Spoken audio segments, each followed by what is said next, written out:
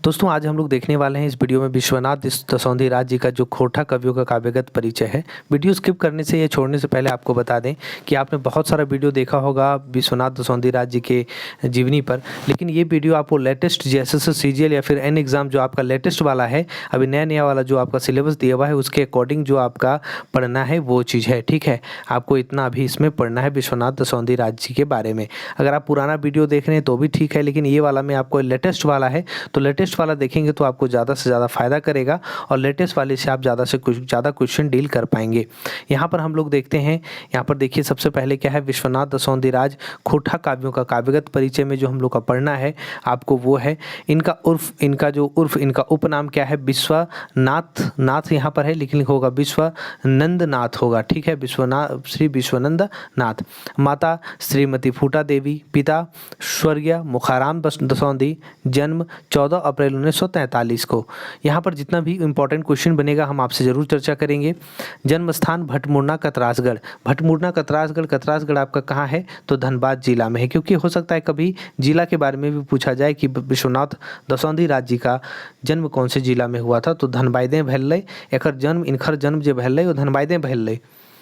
ठीक है, और आगे हम लोग को देखना है कि शिक्षा क्या हुई थी। अगर पूछा जाएगा कि विश्वनाथ दसौंधी राज जी के शिक्षा कहाँ तक भैल है तो वो एमए कर ले हलथिन, कहाँ से, हिंदी से कर ले हलथिन एमए, आर डी पिन एड डिप्लोमा इन एजुकेशन में कर ले हलथिन। ठीक है, रचना के बारे में अगर पूछल जाए तो रचना की लागे इनखर रचना लागे बेदना के पंख एगो हिंदी कविता संग्रह लागे और ढलती सांझ का सूरज एगो हिंदी उपन्यास लागे। इटा दू गो याद रखना हो तो हनी के कि बेदना के पंख हिंदी कविता संग्रह लागे और ढलती सांझ का सूरज हिंदी उपन्यास लागे। ये दोनों जो प्रकाशन भैल प्रगति प्रकाशन आगरा से भैल। इस तरह का सवाल आपको पूछा जा सकता है कि बेदना का पंख हिंदी साहित्य कविता संग्रह है और ढलती सांझ का सूरज जो आपको विश्वनाथ दसौंधी राज जी का है वो प्रगति प्रकाशन आगरा से पूछा गया था। तो यहाँ से सवाल आपका बन सकता है। अगला हमारा है, देखिए जहाँ से इंपॉर्टेंट सवाल है वहाँ हम आपका रिपीट करेंगे, अन्यथा आप इसी तरह से सीधा बढ़ते चलेंगे। विभिन्न पत्र पत्रिकाओं में श्री विश्वनाथ नाथ के नाम से धार्मिक एवं आध्यात्मिक विषयों में लेख प्रकाशित, इसी नाम से शक्ति रूपेण संसिता नामक आध्यात्मिक निबंध पुस्तक हिंदी प्रकाशित हुआ है। और यहाँ से एक और सवाल बनेगा, शक्ति रूपेण संसिता नामक आध्यात्मिक निबंध पुरस्कार जो प्रकाशित हुआ है किनका है तो विश्वनाथ दसौंधी राज जी का है। सवाल वहाँ पर आपको जो पूछा जाएगा वो प्योर खोरठा में पूछा जाएगा, इसलिए हिंदी से थोड़ा आपको खोरठा में भी कन्वर्ट करके बताएंगे। ठीक है, तो यहाँ जो आपका सवाल है पूछा जा सकता है कि शक्ति रूपेण संसिता ना जे आध्यात्मिक पुस्तक लागे हिंदी में प्रकाशित भैल है सेटा कक्कर कौन कवि के लागे तो विश्वनाथ दसौंधी राज के लागे। ठीक है, खोरठा रचना के बारे में, इनकी खोरठा रचना के बारे में थोड़ा पढ़ते हैं कि इनका खोरठा रचना क्या है, क्योंकि खोरठा रचना बहुत ज़्यादा इंपॉर्टेंट है, हम लोग का पेपर ही है खोरठा। पहली कविता इनकी आदिवासी में प्रकाशित तेतरी। ठीक है, अब ये पूछा जा सकता है इनकी पहली विश्वनाथ दसौंधी राज जी के पहिल कविता आदिवासी जो मैंने कौन कविता प्रकाशित भैल तो आदिवासी भैल, एकरा में कौन टा प्रकाशित भैल तो तेतरी यार महुआ भैल। उपन्यास अप्रकाशित हो रहा। आकाशवाणी रांची से अनेक कविताएं प्रकाशित। खोरठा के विभिन्न संकलनों में रचनाएं प्रकाशित। अजगर खोरठा नाटक जो हम लोग अजगर पढ़ने वाले थे, जो पिछले हम लोग जो एसएससी सीजीएल के सिलेबस में अजगर था जो अभी हटा दिया गया है, इन्हीं का था, विश्वनाथ दसौंधी राज जी का था। ठीक है, भगजोगनी खोरठा उपन्यास इन्हीं का है। पुटू सर परास खोरठा कविता संग्रह इन्हीं का है, दसौंधी राज जी का। तो ये सब याद रखना है कि किनका है, विश्वनाथ दसौंधी राज जी का है। और ये भी पूछा जा सकता है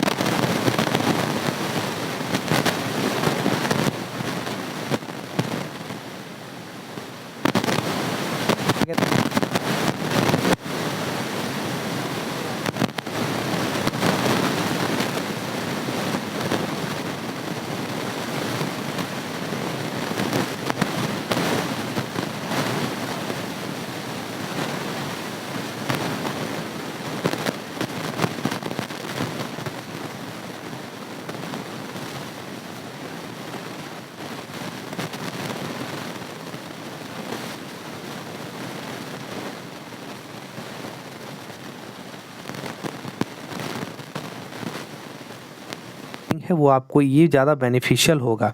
ठीक है। सम्मान की बात करेंगे, खोटा साहित्य संस्कृति परिषद बोकारो की ओर से श्रीनिवास पानुरी स्मृति सम्मान इनको दिया गया है। तो अब कभी पूछा जाएगा कि विश्वनाथ दसौंधी राज जी के कौन रकम के सम्मान दियल गेल हले, तो इनकरा जो दियल गेल है वो श्रीनिवास पानुरी स्मृति सम्मान इनकरा दियल गेल हले। तो ककर ओर से दियल गेल है, के इनकरा दियल हले सम्मान, दियल खोटा साहित्य संस्कृति परिषद बोकारो की तरफ से। यहाँ याद रखना है कि ये रामगढ़ भी होता है, तो रामगढ़ वाला जो परिषद है वो नहीं, बोकारो वाला परिषद की ओर से इनको दिया गया था। ठीक है। अगला प्रश्न है, अगले में हम लोग आते हैं, पुटू सरपरास विश्वनाथ दसौंधी राज पुटूस अरपरास विश्वनाथ दसौंधी राज जी के पहिल खोटा कविता संग्रह लागे। इनकर पहिल खोटा कविता संग्रह कौन सी लागे, तो पुटूस अरपरास लागे, ककर विश्वनाथ दसौंधी राज जी के। ये सब छोटी छोटी चीज़ें हैं, आप नोट्स कर लेंगे। इसमें 10 कविताएं, नूतन वसंत, हमर अंतर जागल, दिखाई दे दुनिया दिखाई दे जगत, बाप रे बाप, गादा गादा सांप, तनी बुझ रे मानुस, हाय रे हमर बोकारो, हाय रे हमर झरिया, गुलाब अरपरास, भिखमंगनी, उर्मिला पिरह, मुक्त चौपाई, ये सब इनकी जो हैं रचनाएं हैं, जो आपको ये सब आपको याद रखना है कि किन की रचनाएं हैं। ठीक है। अब देखिए, इतना जितना आपको पढ़ा रहे हैं इतना ज़्यादा आपको नहीं पढ़ना है, आप एक एक पॉइंट बस उसका लिख लें कि जैसे पुटू सरपरास है, उसके बगल में लिख लें विश्वनाथ दसौंधी राज, भिखमंगनी है, लिख लें विश्वनाथ दसौंधी राज। ठीक है, ये सब चीज़ लिख लें, ये सब चीज़ आपको सीधा याद करना है, आपको एकदम क्वेश्चन पकड़ में आएगा। पुटू सरपरास कविता संग्रह पर गिरधारी गोस्वामी आकाश खोटी ने अपना मत दिया है। ये छोट मोट संग्रह है, गागर में सागर रकम चैदेक भिनु भिनु नमूना है, गीत रूपक मुफ्त चौपाई से है रकम, भिनु भिनु भावे परे में बिरह, और मिलाक बिरह, करवोन, भिखमंगनी, प्रकृति वर्णन, नूतन वसंत जिसको कहते हैं, वही हाय रे हम उमर, बोकारा हाय रे हमर झरिया रकम चिंता। ठीक है, जो अभी हम लोग हिंदी में बोले उसी का आपको खोटा संस्करण है। और आगे क्या है कि अपन बात में विश्वनाथ दसौंधी राज ने स्वयं लिखा है कि पुटू सरपरास हमर पहल कविता संग्रह लागे, साहित्य समाज के दर्पण हवे है, समाज में जे समस्या है उसको के आस्था देल गेल है, पुटूस गावे के प्रतीक है। तो पुटूस कहाँ का प्रतीक है, तो गांव का प्रतीक है। उपेक्षित गरीब मजदूर आर किसाने के प्रतीक है। ठीक है, और क्या चीज़ है, पुटूस जो है सो गाँव का प्रतीक है। उपेक्षित गरीब मजदूर और किसान, उपेक्षित मतलब समाज से जिसको बहिष्कृत किया गया है, जिसको समाज का में विशेष दर्जा नहीं दिया गया, वैसे गरीब मजदूर और किसान का प्रतीक है जिसको उपेक्षित किया गया है समाज से। देहाती जिंदगी प्रतीक है, देहाती की जिंदगी, देहाती वाला जिंदगी का प्रतीक है। ठीक है, और गुलाब विलासिता के प्रतीक है, और गुलाब विलासिता मतलब अच्छी ज़िंदगी बिताना। ठीक है, उसकी प्रतीक है। धनशाली और बलशाली मानव के प्रतीक है, धनशाली और बलशाली मनुष्य का प्रतीक है। पुटूस और परास हमारे झारखंड क्षेत्र के बहुतायत पावल जा है। पुटूस और परास हमारे झारखंड क्षेत्र में बहुत ज़्यादा पाया जाता है। ठीक है, गाँव और पहरी खेत पथारे ई झारखंड के माटी में पावल जाए। गाँव में, पहरी में, खेत में, पथार में, फील्ड में, बारी में, कहीं भी आप बोले झारखंड में तो इसका ये पाया जाता है। इस संग्रह के प्रथम कविता नूतन वसंत, इसी संग्रह के प्रथम कविता कौन सा है, नूतन संग्रह प्रकृति चित्रण से संबंधित कविता है। कवि ने प्रकृति को कामदेव रति राजा के रूप में देखा है। कवि कहाँ किनको देखते हैं, तो प्रकृति को कामदेव रति राजा के रूप में देखते हैं। ठीक है, क्लियर है, और प्रेम का प्रतीक माना है। अब आगे देखिए, यहाँ पर छोटा छोटा आपको 2-4 देखने को मिलेगा, छोटी छोटी चीज़ें। फूलक मुड़े उड़े लोभी तितली भोरा नतुन स्वरे बांसी बजवे, साजली फूलक संगे कली अंतरे नतुन सपना सजवे, कनकन सिहरे खेतक माटी लहरे अंचल मंतुक चुप चुप। इतना ही दिया हुआ है, कोई आपको कविता से उठाकर इतना दिया हुआ है, लेकिन इसका मतलब हम आपको बताते हैं। फूलक मुड़े उड़े लोभी तितली भौरा नतुन स्वरे बांसी बजवे। यहाँ पर सबसे पहले बोल रहा है कि फूलक मुड़े मतलब फूल का गुच्छा होता है, उसके ऊपर जो तितली मंडराता है, और भौरा नतुन स्वरे बांसी, और वो भौरा जो है नई नई तरह का आवाज़ निकाल कर उसका रस चूसता है। लेकिन यहाँ पर आपको इसका अर्थ बता रहा है कि फूलक मुड़े मतलब कोई भी चीज़ होता है, कोई भी अच्छी चीज़ होती है तो उसके ऊपर लोभी लोग आ जाता है और उसको तरह तरह से अपना स्वांग रचकर उस चीज़ का जो है शोषण करता है, उस चीज़ का क्या है, दोहन करता है। और क्या है, साजली फूलक संगे कली अंतरे नतुन सपना संजय, फूल का कली जो है सो अपने फूल को पूरी तरह से सजाता है। अंतरे मतलब अंतरात्मा से अपने नया नया सपना सजा कर रखता है। लेकिन इस तरह का लोभी लोग जो है, लोभी लोग जैसे आप नया सपना सजा कर रखते हैं तो अपना आपका जो आपको नहीं देख पाने वाले लोग, आपको परेशान करने वाले लोग क्या है, लोभी लोग, जिसको लोभी तितली कहा गया है, वो लोग आपको परेशान करेंगे और उस फूल सजाए हुए फूल को बर्बाद करेंगे। कनकन सिहरे खेतक माटी, कनकन सिहरे, कनकन खेत का माटी भी, कनकन जो उसका खेत का माटी है उसका कनकन सिहर रहा है। ठीक है। लहरे अंचस मंतुक चुप चुप। ठीक है, यहाँ पर कुछ स्पष्ट नहीं दिखाई दे रहा है। लहरे अंचस मतलब चुप चुप। ठीक है, यहाँ पर जो बोल रहा है कि लहरें अंचस मंतुक चुप चुप, बहुत अंदर जो है ज्वलन वाला भावना है, अंदर बहुत ज़्यादा कष्ट है, पीड़ा है इस चीज़ को देख कर कि लोग हमारी चीज़ों को बर्बाद कर रहे हैं। हमारी कली ज़िंदगी जो कली की तरफ फूला हुआ है, फूल की तरफ फूला हुआ, उस पर जो लोभी भौरे की तरह लोग पड़े हुए हैं। ठीक है, अच्छी ज़िंदगी को जो लोग बर्बाद करने पर लगे हुए हैं, उस चीज़ को लेकर लोग कहते हैं कि चुप रहना है। और क्या है कि अपने काम से मतलब रखने के लिए बोला गया है। यहाँ क्या है, हमर अंतर जागल कविता मानवीय चेतना से भरी पूरी आत्मीयता के भाव का चित्रण करती है। हिंदू, मुसलमान, सिख, मुगल, पठान सभी को कवि ने एक ही गाछ का फूल माना है। क्लियर है। कहूँ कहूँ हिंदू, कहू कहे हिंदू, कहू केहू कहे मुसलमान, एक ही गाछ फूल। कोई कहता है हिंदू है, कोई कहता है मुसलमान है, सब एक ही गाछ का मतलब एक ही पेड़ का फूल है। सिख मुगल पठान, सिख हो या पठान हो, आहे सबक माटी माटी रंगल सबक गात। एक ही माटी का है, सभी एक ही मिट्टी के इसका रंगा हुआ है, एक ही मिट्टी से सब पैदा लिया है। वे अपने उदागर इस रूप में प्रकट करते हैं। आपन माटिक मानुष देख, हमरो दुख भागल, हमरो अंतर जागल। अपने माटी का, अपने क्षेत्र का, अपने जगह का, अपने अलग मनुष्य को देखते हैं तो हमारा दुख भागता है और हमारा अंतरात्मा जग पड़ता है, उसके प्रति प्रेम और उत्साह बढ़ पड़ता है। आगे है कि दिखाई दे दुनिया दिखाई दे जगत कविता में बिरसा का प्रसंग लाकर प्रेम से सभी झारखंड वासियों के बीच में विभाजितिया तत्वों के द्वारा हो रहे मार काट को देखते हैं और आह्वान करते हैं। अरे मानुष तोरे गाते हमरो रकत, तोहू बने बहे माटी जन्मल बेटा। अरे मनुष्य, तुम्हारी तरह हमारे भी रक्त है और तुम भी इस मिट्टी का बेटा है, जन्मा हुआ बेटा है। छोड़ घमंड, छोड़ कर बनवा झारखंड, तुम्हारा घमंड छोड़ो और झारखंड को बनाओ। हाँ रे बेटा, दिखाई दे दुनिया के, दिखाई दे जगत के, और झारखंड को बनाओ और दुनिया को दिखा दो। ठीक है, दिखा दो दुनिया को, इस दुनिया को, जगत को दिखा दो। और क्या है, कविता के छोटे छोटे पाठ को यहाँ पर डाला गया है।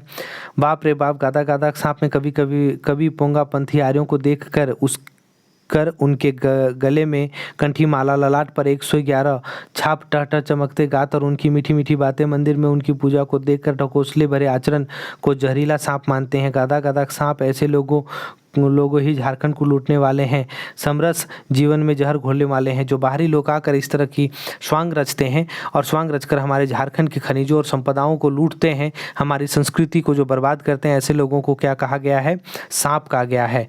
ठीक है, क्लियर है। और क्या है, तनी बूझ रे मानुष कविता में शतरांश के बीच में शांति के उपदेश और कविता अपनी झगड़ा तकरार और कांटा काटी के दरकिनार करने का परामर्श देते हैं और कहते हैं झगड़े का कोई और छोर नहीं होता, इसलिए माइक डाक सुन रहे मानुष बने मने तनी सुन रहे मानुष की सलाह देते हैं। झारखंड में बाहरी लोगों के भर जाने के यहाँ पर मूलवासी आर्यों का दुख बढ़ गया है। जो आपके ऊपर कविता में एक लाइन में जो अर्थ बताया गया था कि टीका लगाकर जो करता है, एक उसका मतलब बताया गया है कि बाहरी लोग आते हैं और इस तरह से अपनी दिखावा करते हैं, स्वांग रचते हैं। ठीक है। और क्या है, गादा गादा सांप मानुष देख भाग गेला, फेंकला हमनी के पहरिक पार। ठीक है, गादा गादा सांप मानुक भाग गेला। ठीक है, गादा गादा सांप किसको बोला गया है, बाहरी लोगों को बोला गया कि गादा गादा सांप है लोग, मानुष भाग गेला। फेंकला हम लोग को जो है पहाड़ी के उस पार फेंक दिया है। हम लोग का जो संस्कृति है, उस संस्कृति से हम लोग को अलग करने की कोशिश की जा रही है। अंगना घर बारी लूट लेला, जो हम लोग का है अंगना घर और बारी सब लूट लिया है बाहरी लोग आकर। और क्या है, और यहाँ पर देखिए लिखा हुआ है कि पिंघे घैंचा झारखंडी के हार, और बाहर से आकर लोग झारखंडी अपने गर्दन में है झारखंडी का हार पहन लेते हैं, बोलते हैं हम झारखंडी हैं, उसको झारखंडी कह के आप झारखंडी वासी कह के अपने झारखंड को लूटते हैं। बाहरी भेला आज के घर एक लोग दूर करेला अन्याय अंचल से। ठीक है, अभी बाहरी लोग जो है सो अब घर का हो गया है, आज यहीं का हो गया है। दूर करेले अन्याय अंचल से जनता तोरा कर लो आह्वान। अब इसको अपने जगह से और अपने अंचल से, अपने क्षेत्र से दूर करने के लिए आपसे आह्वान कर रहा है कि इन लोगों को दूर करो। बाघिन के थान से दूध दुहेले जनता पुकारे है नौजवान। क्योंकि अब इन लोगों को यहाँ से अलग करने का मतलब है कि बाघिन के थान से मतलब बाघिन का दूध निकालने के बराबर है। और ये जनता, नया जनता से ये पुकार किया जा रहा है कि ऐसे लोगों को बाहर करो झारखंड से, ऐसे लोगों को यहाँ से हटा दो, नहीं तो हमारी संस्कृति और हमारी विरासत बर्बाद हो जाएगी। और आगे क्या है, 5वें खंड में खार खंड में झारखंड की अस्मिता, उसकी मर्यादा, उसकी गौरव गरिमा के साथ प्रकृति सुषमा का वर्णन है। लेके हाथे जान आपन बांधे ले मुड़े कफन, सुन रे झारखंड के वीर संतान माए माटी ले रे बलिदान। कभी झारखंड के वासियों को शोषण मुक्त होने के ले हाथे जान अपन हाथ, अपने जो अपना जान है अपने हाथ में लेके और सर पे कफन बांध के झारखंड के वीर संतान, वीर सपूत को बोला जा रहा है कि इस माटी के लिए बलिदान हो जाओ, अपनी संस्कृति को बचाओ, बाहरी लोग को यहाँ से भगाओ। बाहरी लोग यहाँ पर बसकर अपनी संस्कृति को बर्बाद कर रहे हैं। तो ये था, अंतिम था, और यहाँ पर आपको विश्वनाथ दसोंधी राज जी की पूरी कविता परिचय के बारे में A to Z आपको इन्फॉर्मेशन मिला। इसी तरह से और भी इन्फॉर्मेशन जानने के लिए या फिर झारखंड से संबंधित आपको किसी भी तरह का वीडियो देखने के लिए, लॉन्ग वीडियो देखने के लिए आप कमेंट करें। आप चीज़ें चाहते हैं या जो भी चीज़ चाहते हैं आप नीचे एक बार कमेंट करके बताएं, या फिर इसी में आप अगला पार्ट, अगला कविता जो है कवि का परिचय चाहते हैं, उस चीज़ के लिए आप कमेंट करके ज़रूर बताएं, अपनी जागरूकता दिखाएं। और अगर नए हैं तो सब्सक्राइब करें, लाइक करें, दोस्तों में शेयर ज़रूर करेंगे। बहुत बहुत धन्यवाद। जय हिंद।